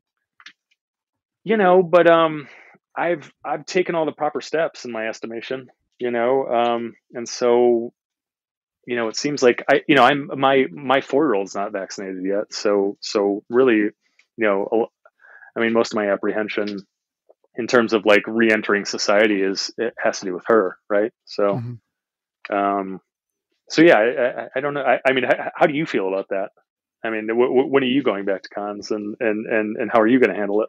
Because you're going to have San Diego in your backyard. In November. So how does that feel to you? Well, overall, it seems like California is doing pretty good when it comes to our handling of it and the status of the virus, but I guess my only concern would be the variant that's been floating around. Delta variant. What's that? I said Delta variant. Yeah, Delta variant. So I'm sort of seeing how that's going to develop. But other than that, like you, I'm fully vaccinated as well, and I'll still continue to wear masks, especially inside. But outdoors, it seems like it's safer, definitely. Yeah, I did my first. I went and had coffee with someone, and we sat outside, and yeah, we left the masks off, and it's funny. It's funny. I'm going to be having my 30-year high school reunion in a couple of weeks in July. And oh wow, so that'll probably be the first public event that I'll be potentially attending. Yeah, God, fucking high school reunions. Yeah, yeah. I think overall, just as long as we keep tabs on that variant and see what the status is by the time Comic-Con rolls around. We'll kind of play it by ear, I guess. Yeah, well, I may see you down there. Nice. Yeah. I guess we'll take a break and do a thunder round, which is our round of random questions. The first one is, what kaiju is your spirit animal? What kaiju is my spirit animal? I don't know that I can answer a kaiju. I am on record. I've said this any number of times. Johnny Lawrence is my spirit animal. Oh yeah, okay. Yeah. So I think Johnny Lawrence would shred most any kaiju. So I'm going to stick with King Cobra. Speaking of Johnny Lawrence, I saw that you went to the Golf and Stuff Family Fun Center, one of the places that was showcased in the original Karate Kid movie. How was that experience like?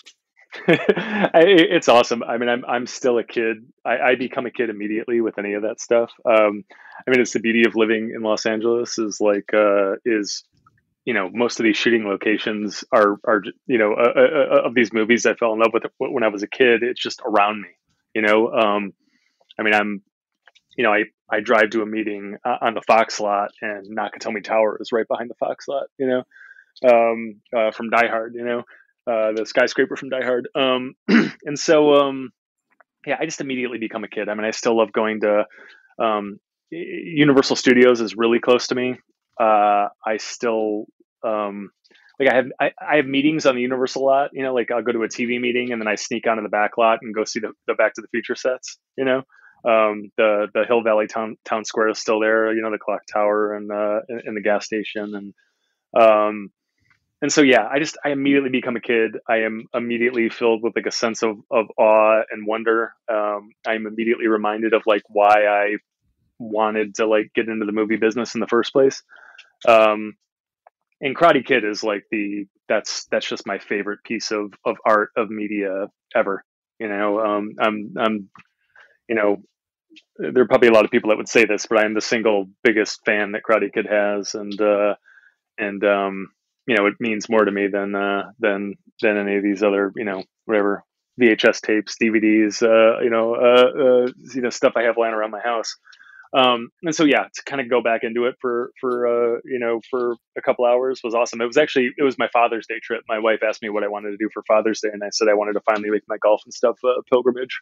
So we hopped in the car and drove down there. I hadn't been. I've lived here for 15 years. I'd never gone, but more important than that was, I was with my 4-year-old, and so it was kind of cool to share that experience with her, and particularly on Father's Day. And so we went and played mini golf, and there's a train that kind of goes around the place that she was riding on. The arcade, the inside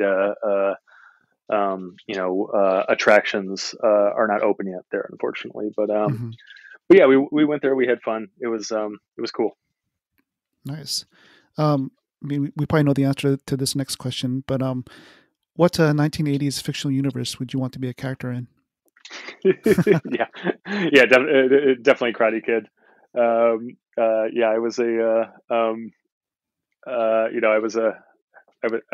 would have been a really good Cobra Kai soldier back then, I think. And all that said, it was kind of a big public controversy recently. I had to resign from Cobra Kai very recently, and I'm now running with Eagle Fang Dojo. I know. I need to copy me one of those shirts. Yeah, you should. You should make sure you're on the right side of this fight. It's something to take very seriously, I think. So, although recently when I got my second shot, it was a good sort of icebreaker, because the person that was giving my shot was a fan of the show, so we talked about it for a little bit. Nice. Yeah. It's always it's good to find kind of one of us in the wild, Yeah. Yeah. Like a basketball player shooting countless free throws when they're not playing, consistently practicing your craft makes you better. As a creative well-versed in different writing styles, what does practice look like for you? Well, I mean, it's I mean, it's really just about keeping your tools sharp, and like the only way you can do it is just by doing it, right? And so I don't know if there's any practice as a creative. I mean, I think that like you know, in the way that like a medical practice is a practice, you know, it is just like you just got to keep doing it. Um, and so, I mean, it's kind of the beauty of of creative pursuits is I feel like there are no like wasted reps.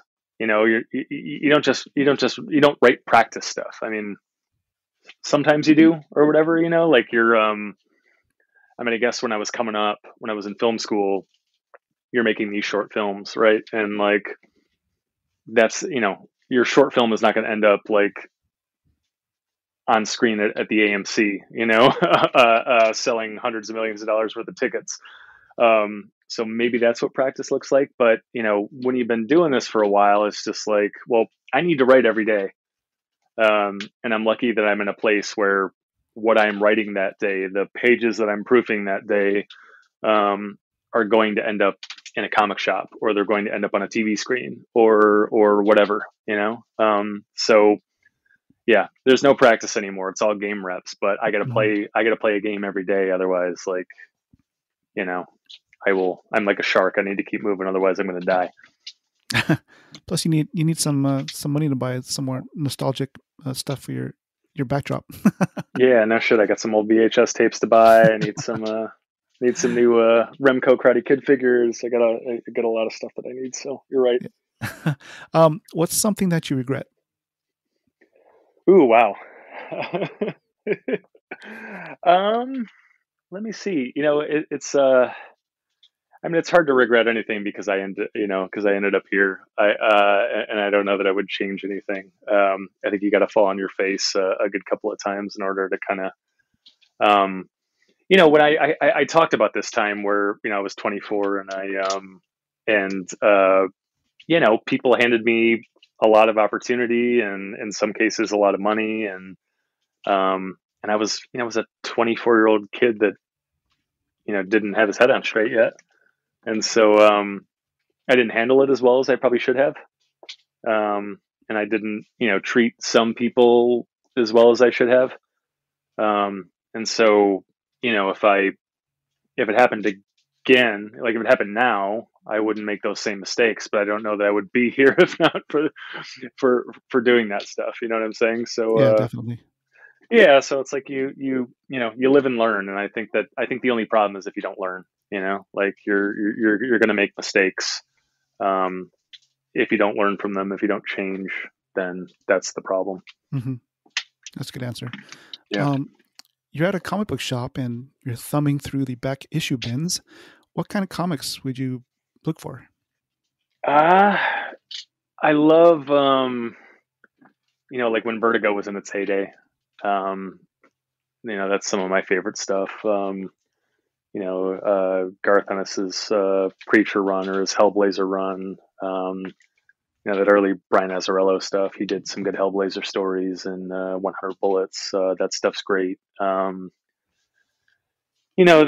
some really good Marvel stories. In the late 70s, they made fucking Tony Stark an alcoholic. Right.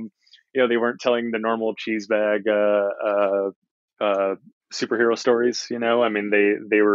These were really interesting character dramas. You're taking one of your A-listers and making them very flawed and have them wrestle with some like serious psychological demons. I love that stuff. And like, it was me digging through the back issue bins and finding that stuff and realizing what comics could be that kind of, got me where I am now, like in comics and in movies. It was just like, wow, this is the kind of stuff you can do with a story. It doesn't have to be superheroes punching each other and stuff like that. All of those stories are awesome. So certainly that. And then, I don't know. I like to laugh a little bit also. And so, I'd probably dig out some old issues of Reed Fleming, The World's Toughest Milkman, and call it a day. If you could describe yourself with one word, what would it be?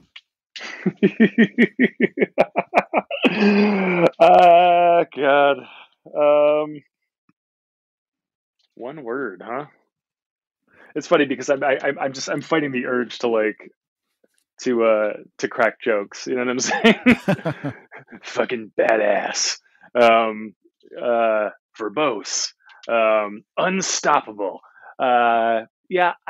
God. One word. What is the one word? Um, you know, determined is a good word, but I think it makes me look like an asshole leaving it determined. Uh, Thankful is good. Lucky is good. Uh, I would like to say content, but I don't know that I can say that.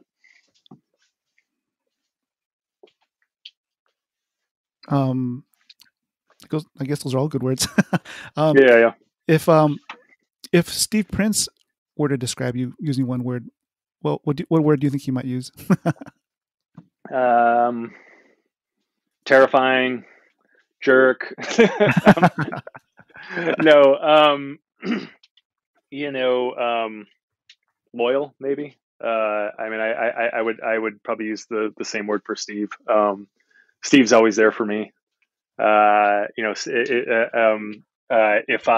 If it was 4 a.m. and I blew a tire 100 miles away, I could call Steve and he would get in his car and he would come. He'd come get me in a second, and I would do the same for him. And so it's good to have a couple of those people in your life, and when you encounter them, you gotta hold on to them. So Steve's helped me a ton. I try to repay the favor as often as possible. Yeah, Steve's good people. Speaking of Steve, I saw that he's posted this question on Twitter this morning, so I thought I'd ask you on this Thunder Round. What 5 movies are you confident that you've seen at least 10 times? I actually I posted a reply to this on Twitter. Oh, you did? I didn't know. Let me try and bring it up here. But in true Rylend Grant fashion, I think I have probably a couple of times already described myself as verbose, so I couldn't keep it to just 5. It's taking me a second to get this up right now. Yeah, you did 12 or 15. Yeah, well, yeah. It's technically 15, but it's 12 entries. So, and I probably could have listed 30 because again, I spent my childhood just watching movies on repeat. So, number 1, Karate Kid 1 through 3. Number 2, Beverly Hills Cop 1 and 2. Number 3, Ghostbusters.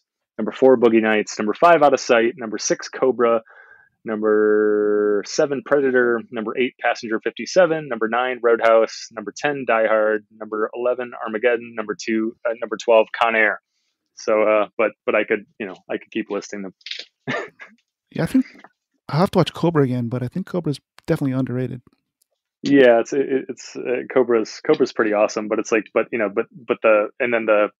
the movies that didn't make that list because of Twitter's 144 character rule, fucking Major League, Days of Thunder, they're probably a half dozen Tom Cruise movies that didn't make the bill. But then then there's some embarrassing ones. There's probably a half dozen Steven Seagal movies that I could say that about. There's fucking Kindergarten Cop. There's there are a lot of them, but those are the White Man Can't Jump, Weekend at Bernie's, Action Jackson. It's right. It's kind of criminal that some of these movies weren't honored, but I think maybe many. I think maybe the world will be okay. Okay, this next question is probably the most important question I've ever asked. Oh wow! Do you like using Oxford commas?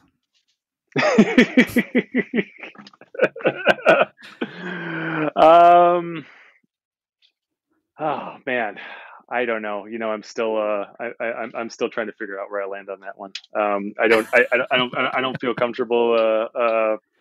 I don't want like a haphazard blanket statement out there right now that's going to be used against me. So okay. let me take some time with it, and I will submit a formal answer in writing, and then maybe you can release it to the world via Twitter or something like that. Okay, sounds good. Yeah. Has Skeet Ulrich paid you back yet? He has not. I was I attempted for a good long while to kind of shame him into to paying up, and the world seemed to enjoy the swipes I took at him, but he is not. He still owes me $37, and I haven't even calculated the interest yet. It's probably $52 at this point if we're like conservative estimate of the interest there, but yeah, I should I haven't pressed those buttons in a while. Maybe I should fire some shots at him again. Oh, maybe he'll pay you back in Bitcoin. Yeah, I'd appreciate it. What's something new that you learned recently? My daughter has taught me so much about life and about what's important. I know I sound like a cheese bag saying that, but I mean, you're as a guy who writes drama for a living, you think you understand so much about the world, but there's just so much that you cannot possibly understand until you've been a parent, and understand about how the world works and how drama should play out, but then also like about yourself. You know what I'm saying? Because like, I had I mean, my childhood was complicated, right? Where I grew up and who I grew up around and everything. And you have a very narrow view of it, and it's a very you view,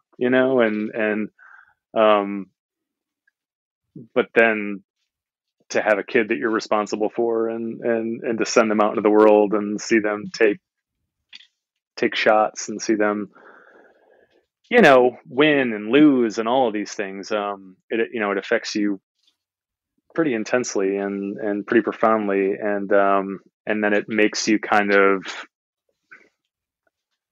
I don't know, do like a reassessment of everything that you went through when you were young. And when I was my daughter's 4.5 right now, and when I was 4, my parents got divorced, and and we moved, and I didn't see my dad for a little while, and there was all of this strife in life, and it's made me look back at that like in a really interesting, careful way, for the first time in a long time. And so I don't know, I feel like every day is something like that, kind of just redoing the math on life.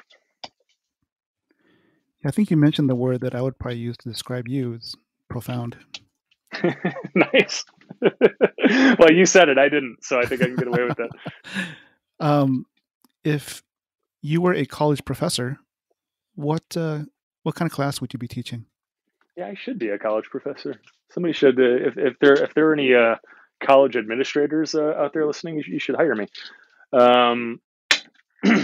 Wow. I mean, I think I would have a lot to teach. A film student today. It's I've had a lot of film education. I mean, I studied film in college, and then I did a year-long intensive in cinematography at the LA Film School, and then I did 2.5 years at the American Film Institute Conservatory in directing. And too many of the teachers I had kind of crushed spirits. They were kind of failed. They wanted to make movies, and they kind of tried and failed, or never tried. But they were really pissed off about it. They never made it, and they made you feel like an idiot if you thought you could make it. And I thought that was criminal to do to somebody who's like starting out. And it's not to say that, you shouldn't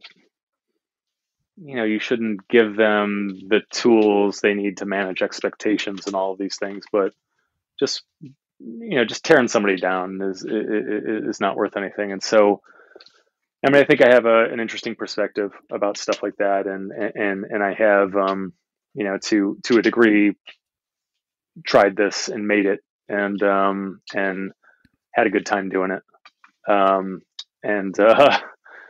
it didn't eat me alive, I mean, I think if I would have had the success that maybe I expected and hoped for when I was 24, it would have completely destroyed me, and I'd be like a terrible, awful person, and who knows where I'd be.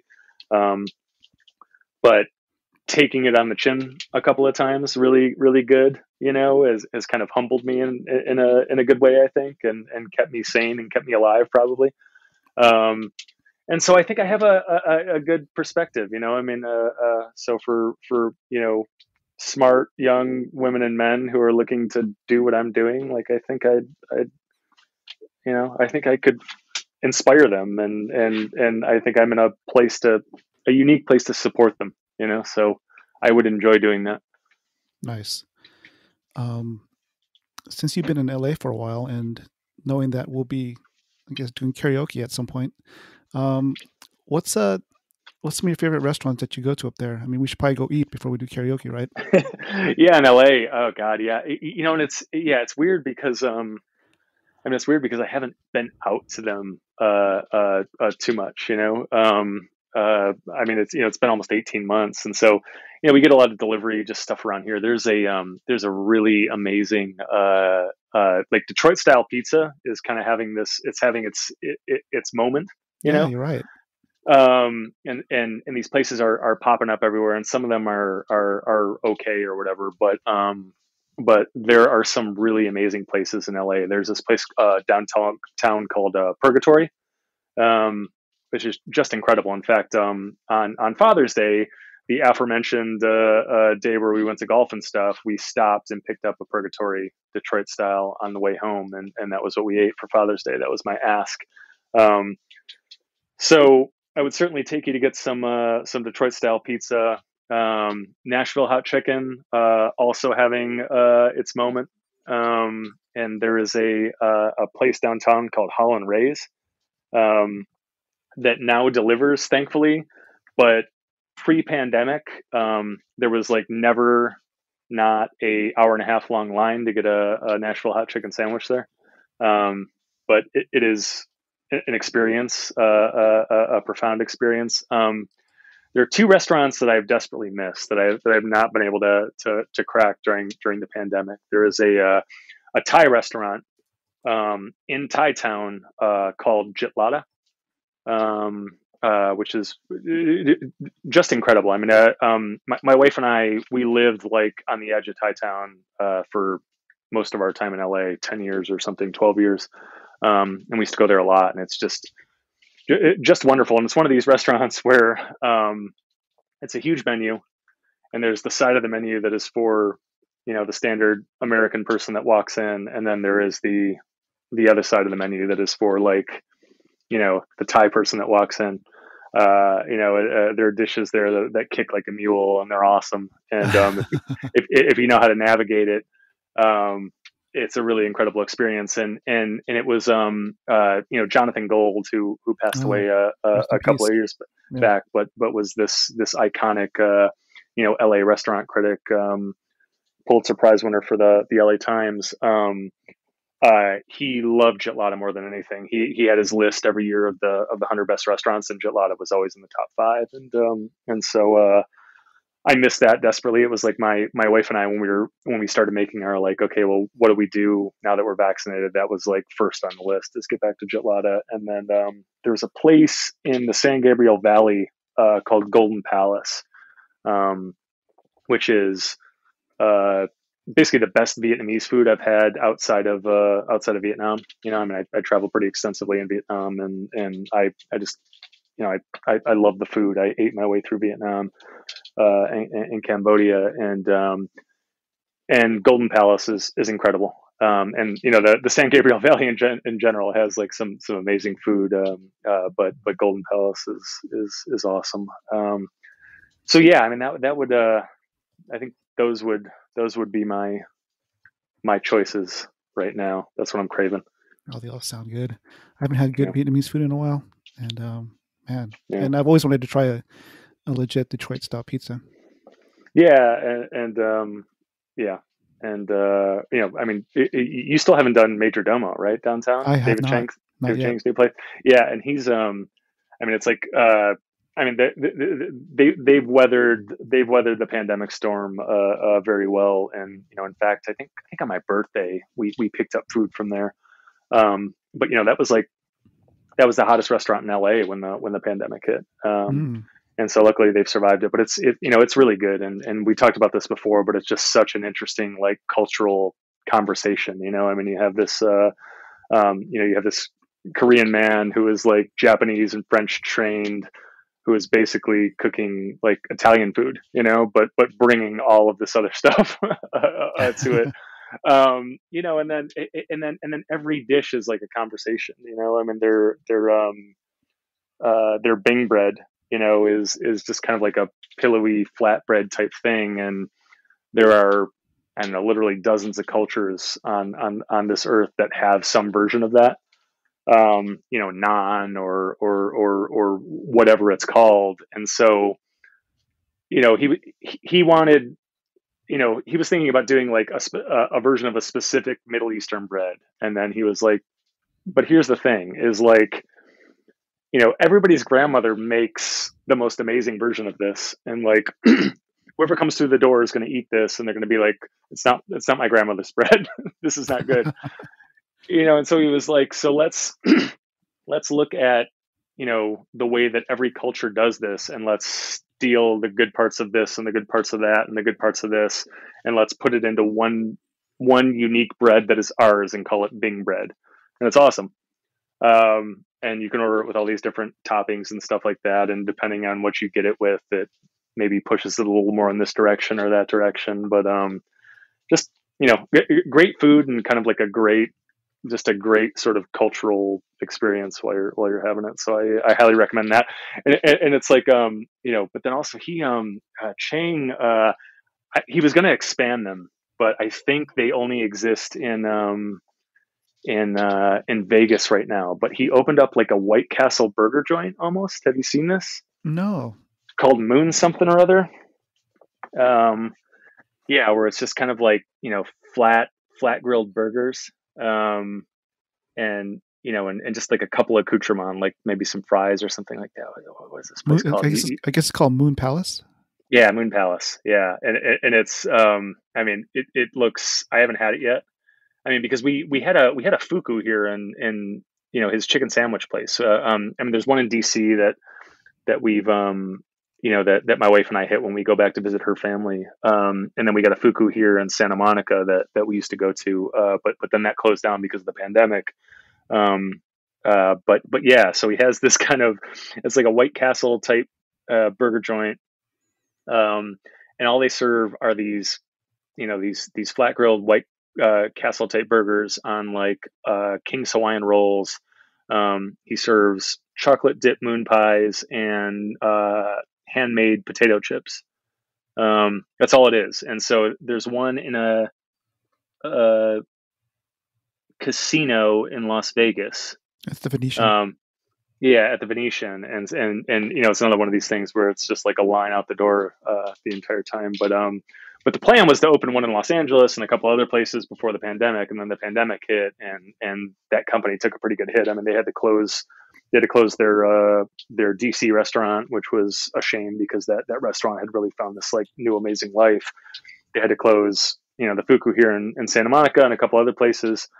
And so that sucked. And so those expansion plans, but hopefully post pandemic, the ball starts rolling again and we get one of these Moon Palaces out here. Otherwise you and I might have to, hop in a car and, go out to the Venetian. Yeah. There's a whole slew of like, I mean, Roy Choi has a restaurant out there too. I think it's called Friend's Place or something like that. Are you talking about Vegas or? Yeah, Vegas. Yeah, I mean Vegas is like a playground for these chefs now. I mean these casinos, they want the headlines, they want the street cred, and so they throw money at these at these guys to come out and do. But yeah, I mean Roy Choi does incredible. I mean, have you had Kogi? Have you had it out here? I used to have it when I was in Orange County. Okay, yeah. I mean, it's just the way that they kind of keep innovating with that stuff too. I mean, there's the standard menu, but it just seems like every time I roll up to a truck, they're doing something new and something challenging, and it's like it's food that doesn't, like, normal food works on like 3 or 4 levels, and I feel like everything you eat from a Kogi truck is working on like 10, 12, 15 levels. Like Hmm. it's, you're just getting kicked in the jewels, like, Yeah, like I miss in it. a yeah, in a very pleasant way. And so I'm a huge fan. I mean, we're lucky that we get the truck out here on Tuesday. So Mhm. I try to hit it every once in a while, but Nice. And yeah, I stand corrected. The name of this restaurant in Las Vegas is called Best Friend. best friend. Yeah. Interesting. So, yeah, I guess we'll move on to the superhero shoutouts. Is there a person or group of people that has helped you along the way that you'd like to say thank you to? Yes, it's the it's the usual suspects. I mean, usual suspects aside, like I'm thankful mostly to guys like you, the podcast, like YouTuber community who kind of help prop all of us up, us creators. I talked about comics being an ecosystem, and you guys are an extremely important part of that ecosystem. I mean, if we couldn't get the words out, if we couldn't get the word out about our books, we'd be dead in the water, So it's great to, I thank you for. I don't know how many times I've been on this show. This might be 5 or something like that. I think this is your fifth time. Yeah, and I have a great time every time, and your listeners are loyal and awesome and great. And so, but yeah, I find that the there are YouTubers like Bearded Comic Bro has a great YouTube show that all comic fans should watch every week. He's just a really smart guy, and he has really good taste. And Simple Man's Comics is another one that's helped me out a lot. He is I started watching that show because it is the show that the comic retailers watch. I mean, whenever if I get a couple of minutes with somebody, I'll just be like, hey, where do you get your news from? What do you like? And more than a few comic retailers told me, well, yeah, we watch Simple Man Comics. There's so much out there now. Like they rely on people like Brian from Man's Comics to like sort through what's coming out and to tell them what they should be taking a second look at, right? Um, and so I was lucky enough to get to know Brian because of we both helped put Mainframe Comic Con together, and so he's just a Oh, great guy, so yeah, guys like that, the journalists, the YouTubers, the podcasters are really kind of the unsung heroes of this ecosystem, and so that's cool. I mean, aside from that, I mean, my friends are putting out great books. They continue to. Carla Nappi has a book called Duplicant out right now via Second Sight. It's in comic shops right now. You can go get it. It's a great book. She's a smart lady. She's a television writer turned comic personality who's obviously been on your show. But a great book about a pandemic of all things. right. That she actually kind of conceived of years before this whole thing happened, but just as it was kind of being released, this actual pandemic happened. So pretty interesting, pretty telling. Stephen Prince, who we talked about, he's been on your show, obviously, but Monster Matador is awesome. I've said it before, I'll say it again. Monster Matador is my favorite book, out there right now. I love it. I think it's hilarious. I think it's like cutting. It's another kaiju thing, which I love. When you asked me the kaiju question, I should have said Monster Matador. Right. But it's kind of like what if Danny McBride made a Santo movie? It has that sort of like comedic swagger to it. So Do yeah. you guys, So go. will you guys be collaborating on any more Monster Matador stories? We actually we wrote another one about Scott Stapp, the lead singer of Creed. Oh yeah, yeah. You mentioned that on I think Yeah, and and there were two things. It's like, okay, well, is the world ready for a Scott Stapp story? The answer is probably. Um, you know, we with the first one, we poked fun at a lot of celebrities. And when we took a long look at what we had written for this one, we wondered, is it too mean? Because here's the thing: it's like I don't have anything against Scott. I like Scott. Scott's awesome. His music means a lot to a lot of people. And so I wondered if it was too mean, and so we kind of we stopped for a minute on it, and so it requires revision. We have we have other ideas. We've both been so busy. We have kind of a Con Air-esque story that we want to tell about celebrity criminals. So that would kind of be like a riff on Con Air and Passenger 57, and involve the Wesley Snipes and the Bill Cosbys and the Britney Spears of the world and all that stuff. So the answer is we want to finding time to do that, because Steve has two kids himself. He has like a 5-year-old and God, I don't know how old the daughter is now, just a couple of years, but he's got his hands full. So we will eventually do it, but I don't know if that's coming soon or not. Mm-hmm. Cool. Did we miss anything? Are there any other projects that you'd like to promote? What other projects have you been involved with that you'd like our audience to know about? You mentioned Writer's Block, which I was lucky enough to be a guest on recently, that you co-host with David Avalone. You want to talk about that? Yeah, the Writer's Block is, it was a kind of a response to the pandemic. So no cons. We're all missing cons, creators particularly.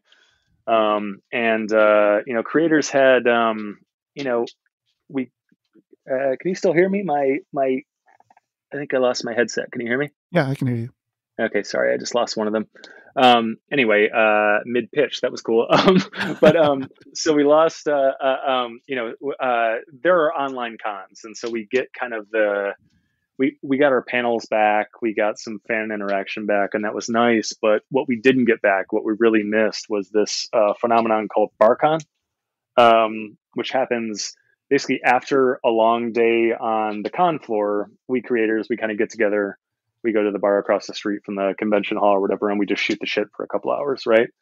And so we were missing that desperately, that sort of interaction with our friends, with other creators. And so we tried to create that in a podcast form. And so every week we have two, creators, contributors to the ecosystem, however you want to say it. Sometimes it's artists, editors, whatever. Sometimes it's podcasters, like when we had you on. And we just kind of get together and we shoot the shit, and we start, and it feels like this actual BarCon thing. And so it starts out with a kind of comics business related topic, and then over time it kind of degenerates into us arguing over like which was the best Star Trek captain or whatever. Always great fun. And we've had some amazing guests on recently. We've had Matt Fraction, Stan Sakai, Kevin Eastman, David F. Walker, John Lehman, like all-star cast, really. We have Rodney Barnes coming on this coming week.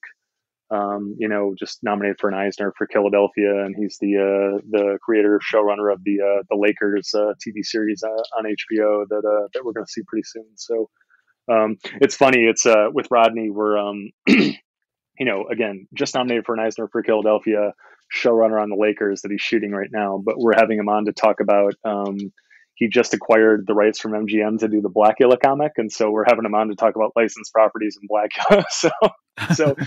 So that's the kind of show you're dealing with, folks. So yeah, go ahead and check that out. You can find all of our links at the Pendant Audio. Pendant Audio is our podcast company. The pendantaudio.com. But you can also, if you go to my social media, I have links to everything there too. And so that's great. Yeah. Other than that, Banjax and Aberrant are available in fine comic shops everywhere. So check that out. The Ringo Award winning Aberrant and the 4-time Ringo nominated Banjax, I should say. Suicide Jockeys is coming to a comic shop near you in August. It is available for pre-order right now. It is a bonkers tokusatsu fit. It is great fun. So go pre-order that now. Put it on your pull list. All of that stuff.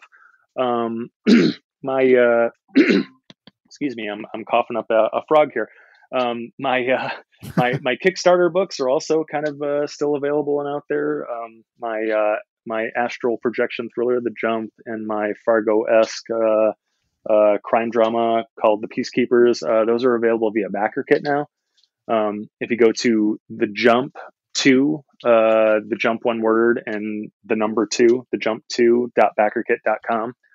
You can find that shop, and it's a really cool shop. It's kind of a one-stop Rylend Grant shop. So again, we haven't been doing cons, and so if you want an autographed copy of anything, whether it's Aberrant, Banjax, Suicide Jockeys soon probably, but the Jump and everything Jump and everything Peacekeepers, it's all there.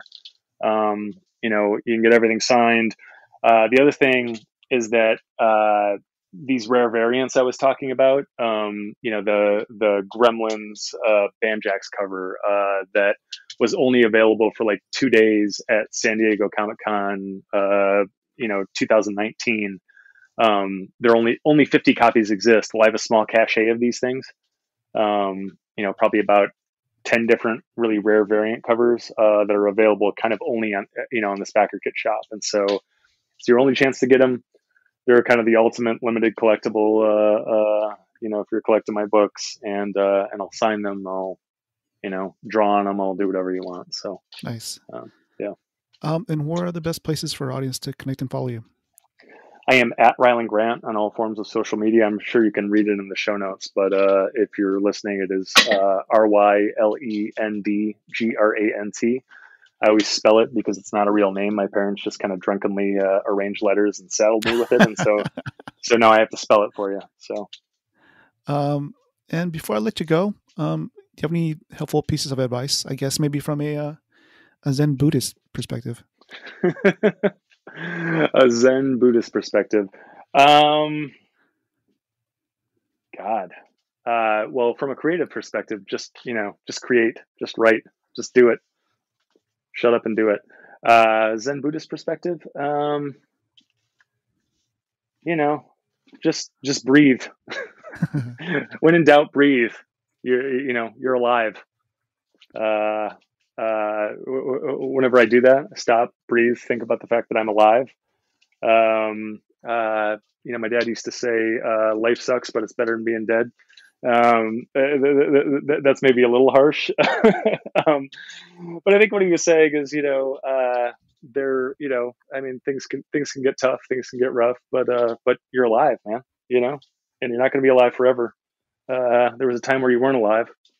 There's going to be a time when you're not alive, but you're alive now. So you should, take your best stab at enjoying it. So nice. And I think, going back to Karate Kid, there's a scene where Mr. Miyagi's telling Daniel to just breathe. Yeah. So that's a good way to end the podcast. Yeah, the message there is just come back to right here and right now. Mm-hmm. we get lost easy to get lost in the past or get lost in the future, but right here and right now is fine. If you subtract all of the nonsense that we heap on top of right now, and just deal with what is actually here right now, it's a pretty perfect moment. So take a minute and recognize that. Definitely, it's a good way to put it. Hey, Rylend, thanks again for coming on the show, and I look forward to singing karaoke with you till 6 a.m. in the morning. Yeah, thanks for the opportunity. We're gonna have to do that if I do make the trip for San Diego. Maybe we'll fit that in. Oh, wait, LA is always an option too. You said $5 an hour, so that's pretty cheap. Well, yeah, no, if you want to come up for a happy hour sometime, let's fucking do it. It's I'm like 15 minutes away from that place, so. Oh, nice, cool. Let's get her done. All right, sounds like a plan, brother. Cool. Thank you for listening to the Holiday Show podcast, and thanks to my guest, Rylend Grant. Don't forget to pre-order his newest comic book, Suicide Jockeys, at your local comic book shop. It will be hitting the streets on August 26, 2021. Make sure you use the code JUN211785. We love putting the spotlight on independent pop culture creatives. If you have suggestions for a potential guest, please let us know. You can find this podcast on all major podcasting platforms or our website, hallh.com. If you believe in our mission to be the voice of independent creators, we would appreciate a rating, hopefully 5 stars, any comments on Apple Podcasts, and please spread the word on social media using the hashtag HallHShow. Peace, cheers, and stay safe out there.